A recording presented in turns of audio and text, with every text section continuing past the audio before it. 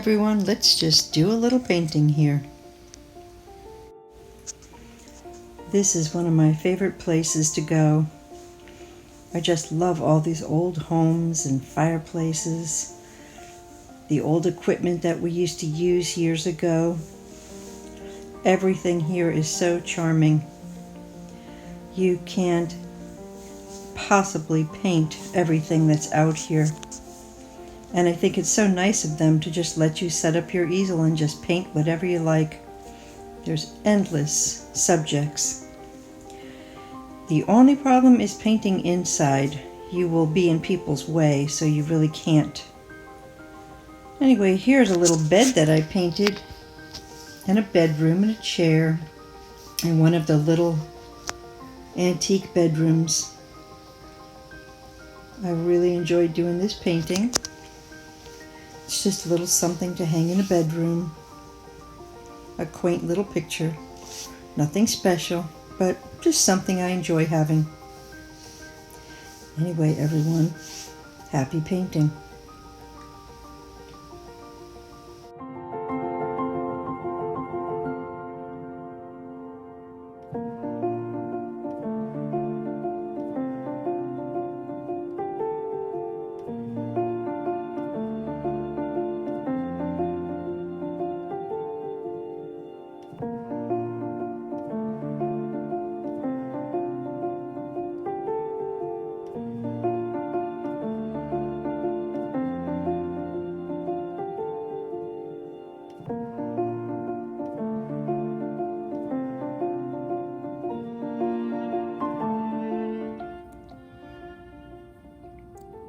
Sometimes when I'm painting a picture, I take the picture and I look at it and say, how could I enhance this before I start painting it?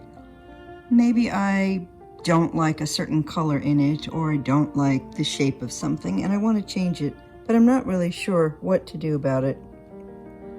So I might go into a program I have called Procreate. And that is right there. Here's a painting that I have been working on recently. And let's see, I have several versions in here. This is the original picture right there. I cropped it down quite a bit. It had a really tall roof up here. I decided this was the most important part of the painting, so that's the part that I saved and cropped into the picture. Now, I was trying to figure out ways to enhance the picture because it looked a little bland. Of course, I always like to put light in on everything to make it extra special. I added, let's take that out of there. I went into this little picture here, and I actually just drew this. I used my pen. I don't know if this is working right now. Yes, it is. And I drew the bed. I drew everything that was on the wall, and I added a little picture up here that was in one of the other antique bedrooms in this heritage village. I tried to figure how I would hang some of these things here and there off the chair, how I would draw the pattern on the bedspread, how I would add the light. I was struggling with it. This looks like another yellow little piece of material here. I needed light to splash across the top of this bed and interfere a little bit with the pattern, but there's also another piece of material hanging here. So I was trying to work out these problems, and one of the biggest things I was struggling with was the perspective of the footboard on this bed. On the real bed, the bed goes right off the page, but I wanted to put the footboard in here. And I drew it in real life, going up a little too high, down a little too low. I tried so many different things until I finally got into this program and drew it and said, okay, that's how it goes. And then I went back to my painting and drew it again and understood the angle it needed. So sometimes it helps to be able to do that. And then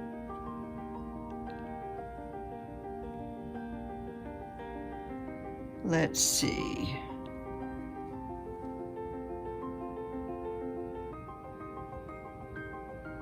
That's the same one. That was, I think, the finished piece right here. There's the footboard. And I made the walls a little darker than they really were so that I could show the highlights of the light. So that's some of the choices you have to make here and there. I made this darker than it really was because I wanted it to show up more.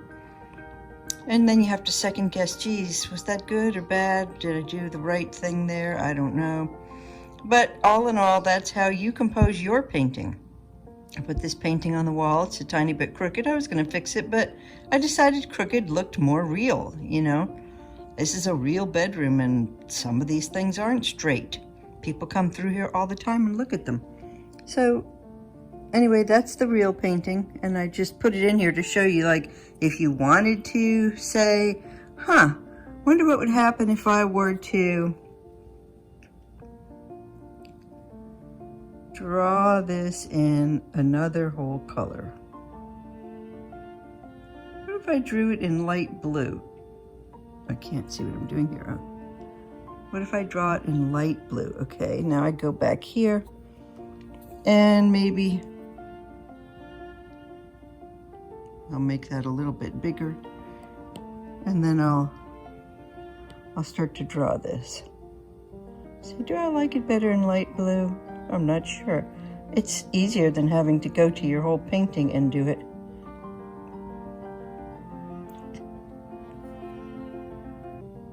Say, maybe it looks better in blue than it did in that peach color. You can leave a little bit of the shadowing in there. Maybe, I'm not sure. But anyway, it's a good way for you to be able to edit without having to keep on changing your paint, which sometimes can build up layers of thickness that you don't necessarily want. Or when you're using oil paints, oh my goodness, that's even more difficult. So I just thought I'd show you a little trick that I use when I'm painting. Come out of here, out of there. You might find it useful.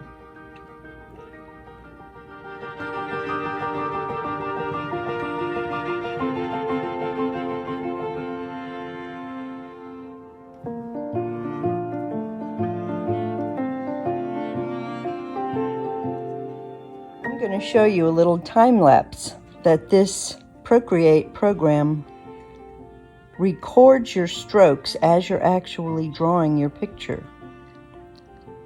I started out by drawing my picture onto my canvas, then taking a photograph of my canvas and pulling that photo into Procreate, into this program. Then